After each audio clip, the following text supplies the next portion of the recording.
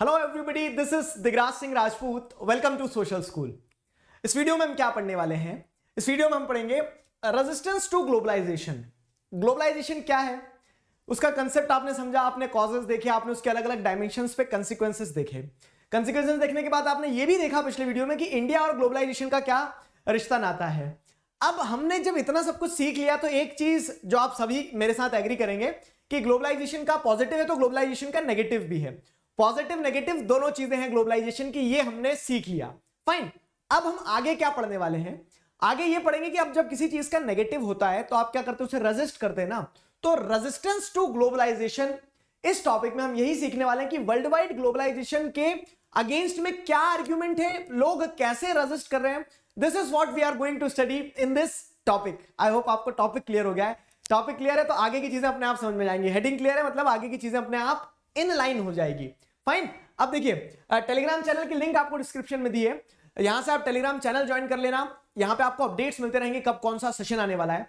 साथ ही साथ Unacademy app जरूर डाउनलोड कीजिए, यहां पर आप notes free of cost download कर सकते हैं, ये जो पूरा चैप्टर आप पढ़ रहे हैं। साथ ही साथ इस ऐप पर आपको और भी बहुत सारे एक्साइटिंग फीचर्स मिलेंगे, जैसे फ्री स्पेशल क्लासेस होती हैं, क्विज होते हैं, स्कॉलरशिप एग्जाम्स होते हैं, और ये सारे फीचर्स जो हैं आप फ्री ऑफ कॉस्ट एक्सप्लोर कर सकते हैं यूजिंग द कोड DIGRAJ। तो download the app, use this code and explore all these amazing features for free.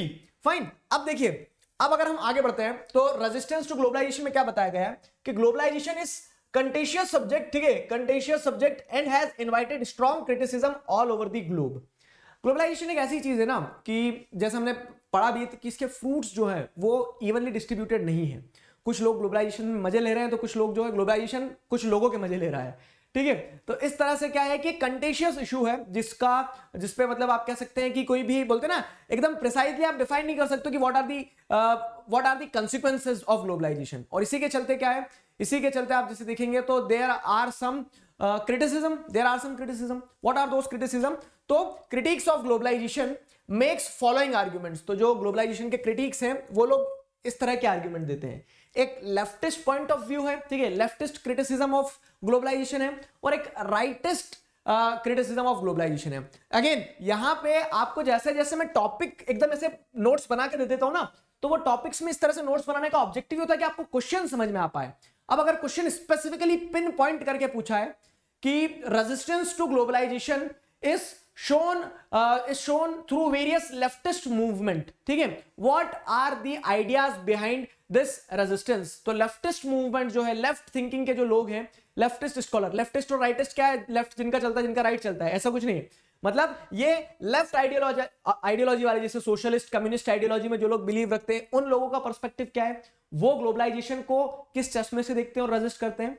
जो राइटिस्ट पर्सपेक्टिव से देखते हैं वो लोग किस तरीके से देखते हैं और क्यों ग्लोबलाइजेशन को अपोज करते हैं, ठीक है। चलो, तो अब दोनों कंटेक्स्ट में चीजें समझते हैं।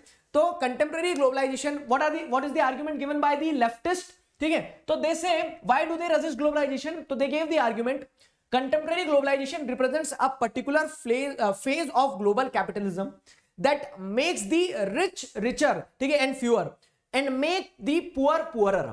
मतलब अमीर और अमीर होता जा रहा है, गरीब और गरीब होता जा रहा है। और ये जो अमीर और अमीर हो रहे हैं ना, ये कुछ ही लोग हैं, मतलब 2% 10% पॉपुलेशन जो है वो पूरे ग्लोबलाइजेशन प्रोसेस को कंट्रोल करके उसके फ्रूट्स को एंजॉय कर रही है। जैसे हमने लास्ट वीडियो के लास्ट लाइन में कंक्लूजन में क्या देखा था, ग्लोबलाइजेशन से अच्छा होगा बुरा होगा वो अभी अनसर्टेन है, लेकिन जो भी हो ऐसा होना चाहिए कि सबको इक्वल डिस्ट्रीब्यूशन मिले रिसोर्सेस का, ठीक है, फ्रूट्स का डिस्ट्रीब्यूशन जो है सभी इंसान एंजॉय कर पाए, ठीक है। ये क्या था, ये एक्सपेक्टेशन था, समझ में आया। तो वैसे आप यहां देखेंगे तो जो लेफ्टिस्ट हैं, ठीक है, दे आर्ग्यू कि ग्लोबलाइजेशन जो है, तो contemporary globalization represents a particular phase of global capitalism, ठीक है, that makes the rich richer, ठीक है। तो अमीर है तो उसे और अमीर बना देता है, और ये कम लोग अमीर हो रहे हैं, गरीब और गरीब हो जाता है। तो इसके चलते हम क्या कहेंगे कि इकोनॉमिक कंसिक्वेंसेस में जो आपने पढ़ा था, तो इकोनॉमिक फ्रूट्स इक्वली डिस्ट्रीब्यूट नहीं होते, और लेफ्टिस्ट जो है तो दे आर हार्डकोर कह सकते हैं क्या, प्रोटेस्टर्स ऑफ कैपिटलिज्म। तो उन्हें कैपिटलिज्म समझ ही नहीं आता है। तो वही चीज है कि कैपिटलिज्म में ग्लोबलाइजेशन के चलते मल्टीनेशनल कंपनीज प्रॉफिट तो करोड़ों का बना लेती है, लेकिन जो वर्कर्स काम कर रहे होते हैं वो क्या है, वो खाने खाने से तरस जाते हैं, ऐसा भी होता है, ठीक है, क्योंकि अल्टीमेटली कंपनीज अपना प्रॉफिट कहां, अपने वर्कर्स में कॉस्ट रिड्यूस करके ही कमाती है। अब ऐसा हर केस में जनरलाइज नहीं कर सकते, लेकिन this is one of the negative aspect of globalization, ठीक है, और ये लेफ्टिस्ट का आर्ग्यूमेंट हो गया। फाइन, तो why do they resist globalization, what argument do they give? तो ये आर्ग्यूमेंट देते हैं लेफ्टिस्ट की ग्लोबलाइजेशन जो है, तो ग्लोबलाइजेशन से क्या हो रहा है, अमीर और अमीर हो रहा है, गरीब और गरीब हो रहा है, ठीक है। Weakening of state leads to reduction in the capacity of the state to protect the interest of its poor। अब जैसे हमने देखा था पॉलिटिकल कंसिक्वेंसेज में कि ग्लोबलाइजेशन का एक पॉलिटिकल कंसिक्वेंस ये था कि कैपेसिटी ऑफ स्टेट जो है वो वीक हो जाती है, ठीक है, ग्लोबलाइजेशन के चलते। स्टेट जो है वो क्या है, उनका जो रोल रहता है वेलफेयर स्टेट से वो मिनिमलिस्टिक स्टेट पे आ जाते हैं। वो सिर्फ क्या कर पाते हैं, लोगों का भला सोच पाते, मतलब लॉ एंड ऑर्डर मेंटेन कर पाते हैं, वो ब्रॉड फंक्शंस को परफॉर्म नहीं कर पाते। तो लेफ्टिस्ट ये भी आर्ग्यू करते हैं क्या कि स्टेट जो है, अगर आप स्टेट को ग्लोबलाइजेशन के चलते वीक कर दोगे, कमजोर कर दोगे, तो स्टेट तो कमजोर हो गया। अब स्टेट कमजोर हो जाएगा तो वो अपने समाज के कमजोर वर्ग को कैसे बचा पाएगा, ठीक है। तो यहां पे वही बताया कि weakening of state due to globalization leads to the reduction of capacity of the state to protect the interest of its poor, to protect the interest of its poor. Rightist की अगर बात करें तो what is the perspective given by the rightist? तो globalization में जो rightist हैं उन लोगों का पर्सपेक्टिव ये है, मतलब जो राइटिस्ट कौन हो गए अब, तो लेफ्ट थिंकिंग वाले और राइट थिंकिंग वाले। एक एग्जांपल जैसे मैं देता हूं कि वो सारी कंट्रीज जो बहुत ज्यादा विश्वास करती किसमें, मतलब कह सकते हो कि जो कैपिटलिज्म वगैरह में विश्वास कर रही है, जो नेशनलिज्म में बहुत स्ट्रांग विश्वास रखती है, तो वैसे जो थिंकर्स हैं, वैसी जो कंट्रीज है, गवर्नमेंट्स हैं, उनका क्या आर्ग्यूमेंट है? तो देखो वो पॉलिटिकल सेंस में, इकोनॉमिक सेंस में और कल्चरल सेंस में, तीनों सेंस में क्या करते हैं, ग्लोबलाइजेशन को रेजिस्ट करते हैं, क्योंकि वो कुछ पॉइंट्स पे ऐसा फील करते हैं कि politically they also fear weakening of state, ठीक है। यहां पे सेम हो गया, क्योंकि नेगेटिव इंपैक्ट ग्लोबलाइजेशन का यही है कि वीकनिंग ऑफ स्टेट आपको देखने को मिलेंगी। और जो राइटिस्ट गवर्नमेंट है, जैसे हम क्या कहेंगे कि एक नाजी गवर्नमेंट जो रही हिटलर के टाइम पीरियड में जर्मनी में, वो एक राइटिस्ट गवर्नमेंट थी, ठीक है, वो एक राइटिस्ट गवर्नमेंट थी। तो वहां तो राइटिस्ट गवर्नमेंट तो यही चाहेगी ना कि स्टेट ज्यादा पावरफुल रहे, ठीक है, तभी तो वहां के लीडर्स के पास पावर रह पाएगी। फाइन, तो लेकिन अब ग्लोबलाइजेशन को रेजिस्टेंस वो इसीलिए शो करते हैं क्योंकि उनका आर्ग्यूमेंट ये है कि due to globalization in political terms they fear the weakening of the state, they fear the weakening of the state, ठीक है। इन इकोनॉमिक टर्म्स अगर देखें तो economically they want a return to self reliance and protectionism, fine, at least in certain areas of economy। अब क्या है, तो rightist क्या चाहते हैं, राइटिस्ट ये चाहते हैं कि सेल्फ रिलायंस हो, प्रोटेक्शनिज्म जो है, तो प्रोटेक्शनिज्म वाली चीज को और इंप्लीमेंट करना चाहते हैं। तो यहां पे वही बताया गया कि economically they want a return to self reliance and protectionism at least in certain areas of the economy. Culturally अगर जैसे हम समझें तो राइटिस्ट पर्सपेक्टिव क्या है, culturally they are worried that traditional culture will be harmed and people will lose their age old values and ways. अब rightist जो है उन लोगों का ग्लोबलाइजेशन को रेजिस्टेंस कल्चरल टर्म्स में क्यों है, क्योंकि उन्हें ऐसा लगता है कि कल्चरली क्या होगा कि अब राइटिस्ट में क्या था, स्ट्रॉन्ग नेशनलिज्म, ओल्ड, जैसे इंडिया की प्रेजेंट गवर्नमेंट को आप क्या कहते हैं कि राइटिस्ट गवर्नमेंट है। क्यों? क्योंकि the present government believes in the ideas of cultural nationalism, इन सारी चीजों में। तो एक राइटिस्ट पर्सपेक्टिव जो रहता है वो हमेशा किस चीज में विश्वास रखता है, एक राइटिस्ट पर्सपेक्टिव जो रहता है वो हमेशा विश्वास रखता है कि एज ओल्ड वैल्यूज होंगे, ठीक है, वेज होंगे, कल्चर होगा, उसको अपहोल्ड करके रखना। लेकिन ग्लोबलाइजेशन के चलते क्या होगा कि वो यूनिफॉर्म कल्चर आ जाएगा, ठीक है, जो धोती कुर्ते से लोग जींस पे आ जाएंगे, तो इसके चलते क्या है, वो रेजिस्टेंस शो करते हैं। अब आपको यहां पे चीजों को समेटना है क्या कि why is there resistance to globalization. तो there are resistance to globalization due to various कह सकते हैं thinkings from leftist and rightist blocks, ठीक है। तो leftist thinkers believe that globalization is bringing these problems, ठीक है, गरीब और गरीब होते जा रहा है, अमीर और अमीर होते जा रहा है, स्टेट कमजोर हो रहा है। वैसे ही राइटिस्ट का भी लगता है कि पॉलिटिकली स्टेट कमजोर हो रहा है, इकोनॉमिकली क्या है, प्रोटेक्शनिज्म की जरूरत है, लोकल इंडस्ट्रीज को बचाना है, कल्चरली जो एज ओल्ड कल्चर है, वेज ऑफ लाइफ है, वो डिटोरिएट हो जाएगी। तो due to these reasons there are resistance shown to globalization, ठीक है, and people who are showing resistance to globalization they have their arguments, ठीक है। और इसी के चलते क्या, इसी के चलते आप वर्ल्ड में देखोगे तो इसी के चलते वर्ल्ड में एंटी ग्लोबलाइजेशन मूवमेंट्स भी आपको देखने को मिल जाएंगे। अब यहां समझना, हाँ, बहुत अच्छे से, क्या है, एंटी ग्लोबलाइजेशन मूवमेंट भी ग्लोबलाइज्ड है। एंटी ग्लोबलाइजेशन मूवमेंट भी ग्लोबलाइज्ड कह रहे हैं, मतलब कि ग्लोबलाइजेशन को अपोज करने के लिए जो मूवमेंट्स स्टार्ट हुए वो मूवमेंट भी ग्लोबलाइज्ड हो चुके हैं, मतलब वर्ल्ड वाइड आपको ऐसे मूवमेंट्स देखने को मिल जाएंगे, ठीक है। तो anti globalization movements to participate in global networks, ठीक है, वो भी अपने आप को ग्लोबली फैला के वो भी ग्लोबलाइज्ड होकर ग्लोबलाइजेशन को क्या करते हैं, अपोज करते हैं, allying with those who feel like them in other countries, ठीक है। तो हर देश में ऐसा सोचने वाले लोग होंगे कि ग्लोबलाइजेशन के ये नेगेटिव इंपैक्ट है और इसी के लिए हमें ग्लोबलाइजेशन को रेजिस्ट करना चाहिए। तो इस तरह से आप क्या देखेंगे कि world wide anti globalization movements आपको देखने को मिल जाएंगे। समझ में आया? तो many anti globalization movements are not oppose to the idea of globalization per se, ठीक है, as much as they are opposed to the specific program of globalization, ठीक है, which they see as a form of imperialism. explain, अब मैं समझा देता हूं आपको क्या हो रहा है ना कि एंटी ग्लोबलाइजेशन मूवमेंट जो है तो ये ग्लोबलाइजेशन को स्पेसिफिकली कह सकते हैं हेट नहीं करते हैं, ठीक है, मतलब बोलते हैं रैशनल अपोजिशन है यहाँ पे कि बस ग्लोबलाइजेशन हो रहा है, नहीं नहीं हमें तो ट्रेड करना ही नहीं, इसलिए नहीं, वो ग्लोबलाइजेशन को इसलिए अपोज करते हैं क्योंकि उन्हें ग्लोबलाइजेशन में कुछ कमियां दिख रही होती है। क्या कमियां दिख रही होती है, ठीक है, क्या कमियां दिख रही होती है, तो वो कमियां आपको मैं यहां पे समझाता हूं, ठीक है। तो many anti globalization movements are not oppose to the idea of globalization per se, ठीक है, as much as they are oppose to the specific programs of globalization. मतलब बुराई करने वालों को हेट मत करो, ठीक है, उस बुराई को हेट करो। समझ लो महात्मा गांधी का जो आइडिया था क्या कि you are not suppose to hate the evil doer, ठीक है, हेट द इविल, जो गलती है ना उस गलती को हेट करो, ना कि जो गलती करने वाला है, क्योंकि करने वाला तो सिर्फ मतलब बोलते हैं निमित्त मात्र है, मेन तो बुराई उस सोच में है, तो उस सोच को आपको क्या करना पड़ेगा, हीट करना पड़ेगा। तो वैसे ही एंटी ग्लोबलाइजेशन मूवमेंट ये नहीं बोलते कि ग्लोबलाइजेशन खराब है, वो ये बोलते हैं कि ग्लोबलाइजेशन के जो स्पेसिफिक प्रोग्राम्स है ना, जो क्या है एक फॉर्म ऑफ इंपीरियलिज्म है, वो गलत है। फॉर्म ऑफ इंपीरियलिज्म मतलब क्या, इंपीरियलिज्म जैसे आप देखेंगे तो जब कॉलोनियल गवर्नमेंट चलती थी तो ब्रिटिश क्या कर रहे हैं, इंडियन कल्चर के ऊपर डोमिनेट कर रहे हैं। वो ब्रिटिश कल्चर अच्छा है, इंडियन कल्चर भी अच्छा है, अगर ये मान रहे हो तो चलो आप नेशनलिस्ट हो गए, ब्रिटिशर्स अपने घर में नेशनलिस्ट, इंपीरियलिस्ट जो है वो अपने घर में, इंडियंस अपने घर में नेशनलिस्ट। लेकिन अब क्या होगा, ब्रिटिशर्स ये बोलेंगे कि हम ही अच्छे हैं, दूसरा सारे कल्चर खराब है। तो ये क्या है मैसेज दे देता है, ये एक इस तरह का मैसेज देता है कि हाँ ये गलत कर रहे हो आप। इंपीरियलिस्ट मूवमेंट मतलब क्या है, फॉर्म ऑफ इंपीरियलिज्म, मतलब you are trying to dominate over someone. और ग्लोबलाइजेशन में क्या होता है कि ग्लोबलाइजेशन में जब आप कुछ स्पेसिफिक प्रोग्राम्स को देखेंगे तो डेवलप्ड कंट्रीज जो है डेवलपिंग कंट्रीज के ऊपर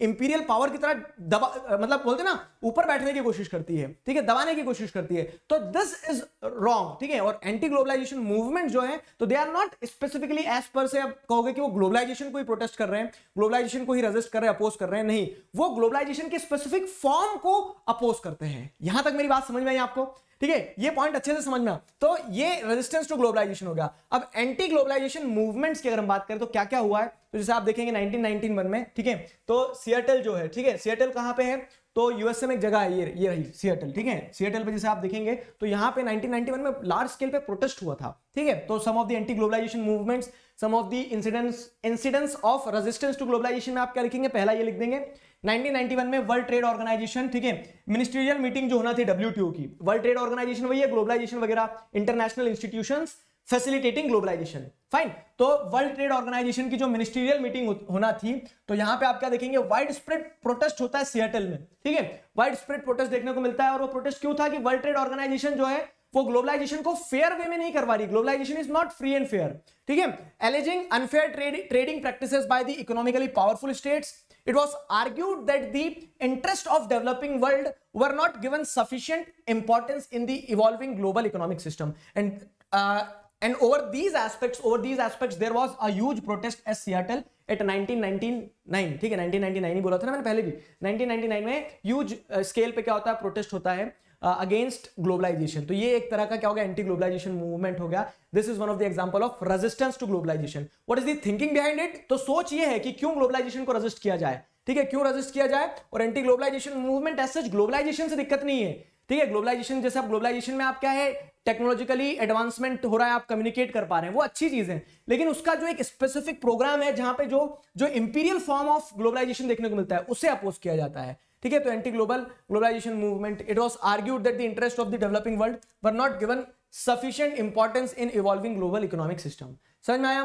द वर्ल्ड सोशल फोरम जो है, तो द वर्ल्ड सोशल फोरम की अगर हम बात करें तो platform which brings together a wide coalition composed of human rights activist, environmentalist, labour, youth and women activist oppose to new liberal globalization. New liberal globalization क्या है, ठीक है, न्यू लिबरल ग्लोबलाइजेशन मतलब जो आज के समय में आप देख रहे हैं ना कि अलग अलग इकोनॉमी से कहा जाता है कि अपनी इकोनॉमी को, मतलब अलग अलग स्टेट से कहा जाता है कि अपनी इकोनॉमी को लिबरलाइज कर दो, ट्रेड बैरियर हटा दो, ठीक है, और उसके चलते फिर मल्टीनेशनल कंपनीज, ऐसी कंपनीज जिनकी जीडीपी मतलब जिनका टर्नओवर जो इतना है कि जितना उन छोटे छोटे देशों की जीडीपी नहीं होती है, ऐसी कंपनीज उन कंट्रीज में एंटर कर जाती है और वो पॉलिटिकली, इकोनॉमिकली, कल्चरली सब कुछ कंट्रोल करने लगती है। तो जैसे आप देखेंगे वर्ल्ड सोशल फोरम जो है 2001 में एक ऑर्गेनाइजेशन बनती है, ठीक है, एक प्लेटफॉर्म है जिसमें आप क्या देख रहे हैं, अलग अलग सेक्शन के लोग हैं, ठीक है, एक कोलिजन है जिसमें ह्यूमन राइट एक्टिविस्ट है, इन्वायरमेंटलिस्ट है, लेबर है, यूथ है, वुमेन एक्टिविस्ट है, और इन सब का ऑब्जेक्टिव ये है वर्ल्ड सोशल फोरम का कि जो नियो लिबरल ग्लोबलाइजेशन है ना, ठीक है, तो उसे अपोज करते हैं, बताते हैं कि ये नियो लिबरल ग्लोबलाइजेशन जो है it is a type of imperialism, ठीक है, it is a type of imperialism. समझ में आया? तो अब इसके मीटिंग्स वगैरह के बारे में कुछ बताया, अगर फैक्चुअली पूछ लिया जाता है तो वर्ल्ड सोशल फोरम की मीटिंग, पहली मीटिंग जो हुई थी पोर्टो अल्जीरी, ठीक है, पोर्टो अल्जीरी ब्राजील में, पोर्टो अल्जीरी में ब्राजील में 2001 में पहली मीटिंग हुई थी।